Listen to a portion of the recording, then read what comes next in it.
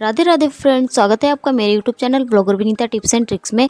Friends, अगर आपके पास भी इस तरह की जैकेट पड़ी है जिसकी बाजू एकदम नीचे आ जाती है, फिटिंग अच्छी नहीं है, तो चलिए इसका जुगाड़ कर लेते हैं और इसको एकदम नया लुक देते हैं।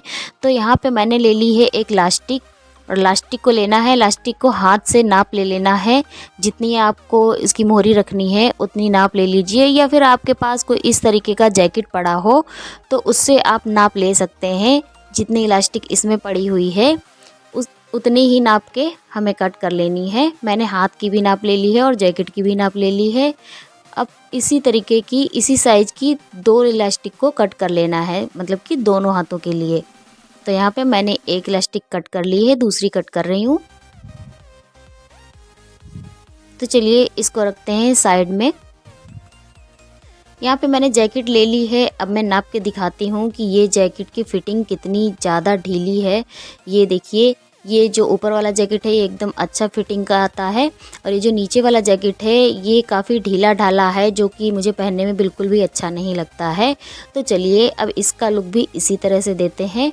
तो यहाँ पे मैंने ले लिया है एक पिन, एक सेफ्टी पिन की ज़रूरत हमें पड़ेगी। और यहाँ पे जो ये सिलाई लगी हुई है, तो इस सिलाई के एक धागे को हमें सिर्फ तोड़ना है। एक धागा आप तोड़ेंगे तो हमें जितना चाहिए है उतना मतलब भर का खुल जाएगा ये सिलाई। तो इसलिए ज़्यादा धागे को नहीं खींचना है, बस एक ही धागा तोड़ना है, बस हमें इतना ही खोलना है। ये देखिए, तो ये यहाँ पे खुल चुकी है आस्तीन हमारी।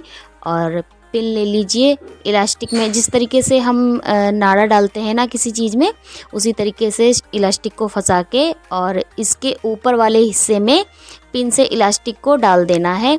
ये काम करते समय आप इस बात का काफ़ी ध्यान रखें, क्योंकि इसमें ये जो इस तरीके की जैकेट होती हैं इसमें रुई भी पड़ी होती है अंदर, तो रुई इधर उधर ना खिसक जाए, इस बात का आपको काफ़ी ध्यान रखना है। जो इलास्टिक आप डाल रहे हैं इस बात का भी ध्यान रखिए कि ये जो हमारी सिलाई लगी हुई है आस्तीन के नीचे वाले हिस्से में, इसकी चौड़ाई जो है वो इतनी ही होनी चाहिए ताकि ये इसके अंदर अच्छे से फिक्स हो जाए।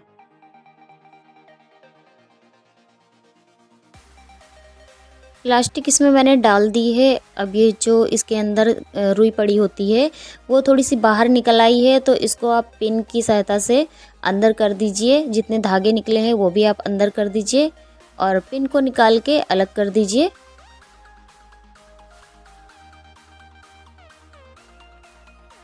उसके बाद हमें इलास्टिक को खींच के थोड़ा सा बड़ा कर लेना है और इस तरीके से रखना है। हमें नीचे वाली इलास्टिक के ऊपर ऊपर वाली इलास्टिक को रखना है और इस तरीके से चारों तरफ से सिल देना है। सिलाई मजबूत लगानी है ताकि सिलने के बाद में अंदर से खुल ना जाए। तो जिस तरह से मैं लगा रही हूँ आप देख लीजिए, इस तरीके से आपको सिलाई लगानी है। चारों तरफ डबल धागे से अच्छे से सिलाई कर दी है मैंने इसमें।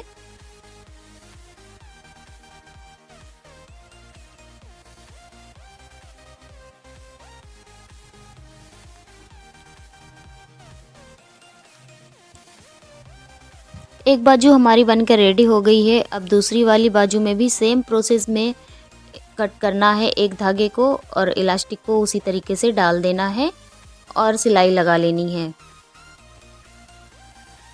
फ्रेंड्स, आप एक बार ज़रूर ट्राई करिएगा। मेरी ये जैकेट थी, मेरा पहनने का बिल्कुल भी मन नहीं करता था, क्योंकि इसकी जो स्लीव्स हैं ये एकदम नीचे आ जाती थी, मैं कोई काम नहीं कर पाती थी। जब से मैंने ये ट्रिक ट्राई करी है तब से मैं सारे काम भी कर लेती हूँ और इसकी बाजू जो है बिल्कुल भी नीचे नहीं आती हैं। तो पहनने के बाद मैं आपको लुक दिखाऊंगी इसका कितना अच्छा लुक आता है। तो सेम प्रोसेस में मैंने दूसरी वाली बाजू में भी इलास्टिक डाल ली है।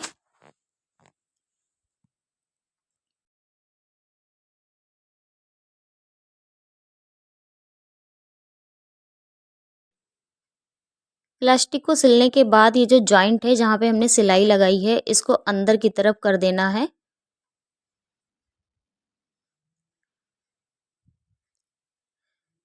इस तरीके से ये ट्रिक को ट्राई करने से आपको जैकेट में कोई कट नहीं लगाना पड़ेगा, कुछ भी काटना पीटना नहीं पड़ेगा। आप जब भी चाहें तो वापस से इसे उस तरीके से पहन सकते हैं जैसे कि ये पहले थी।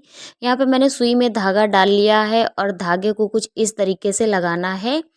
और उसके बाद आप ध्यान से देखिएगा, एक टाका जो है वो इस तरफ से मारना है जैसे मैं लगा रही हूँ, एक टाका उस तरफ से मारना है। कपड़े को बहुत कम कम दबाना है, ज़्यादा ज़्यादा नहीं दबाना है। ये काम हम इसलिए कर रहे हैं ताकि जो हमने सिलाई खोली थी वो सिलाई वापस से लग जाए और ये इलास्टिक जो हमने डाली है ये दिखे ना कि हाँ हमने इलास्टिक डाली है। इस तरीके से अगर आप सिलाई लगाएंगे तो बिल्कुल भी नहीं लगेगा कि हमने हाथ से सिलाई लगाई हुई है। बहुत अच्छे से सफाई आ जाती है।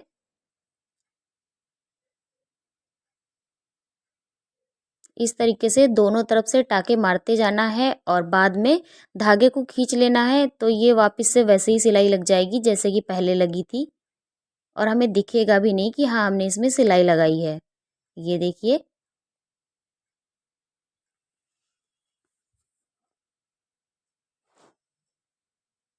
इसी तरीके से हमें दूसरी वाली बाजू में भी लगा लेनी है सिलाई।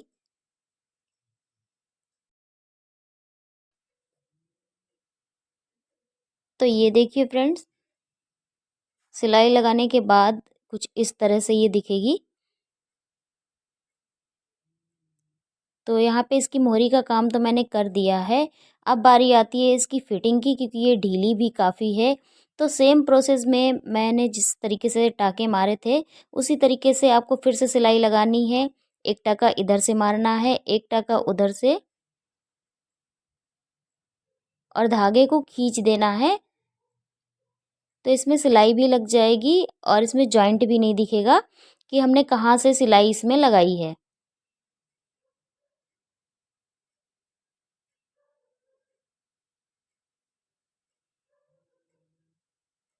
जैकेट थोड़ा मोटी है तो इस वजह से आप ज़्यादा धागे ना लगा के 2-4 टाँके लगाने के बाद आप धागे को खींच दीजिए, नहीं तो धागा टूटने का भी डर रहता है, क्योंकि कपड़ा थोड़ा-सा मोटा है। आपको जितनी भी फिटिंग चाहिए है आप चॉक से निशान लगा लीजिए। जितनी भी ढीली है उस हिसाब से आप इसकी फिटिंग कर सकते हैं इस तरीके से सिलाई लगा के।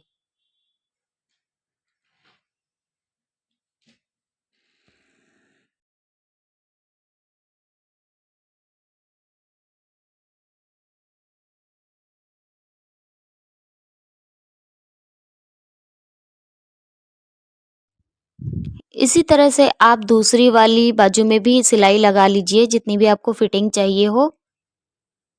मुझे तो बस थोड़ी-थोड़ी सी टाइट करनी थी तो इसलिए मैंने थोड़ी-थोड़ी सी ही दबाई है।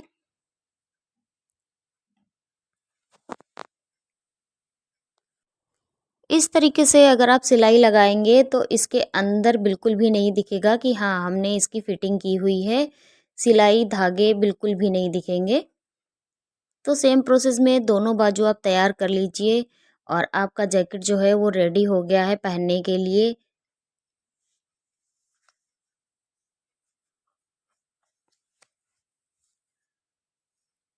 तो कुछ इस तरह का लुक आया है इसका बन जाने के बाद में।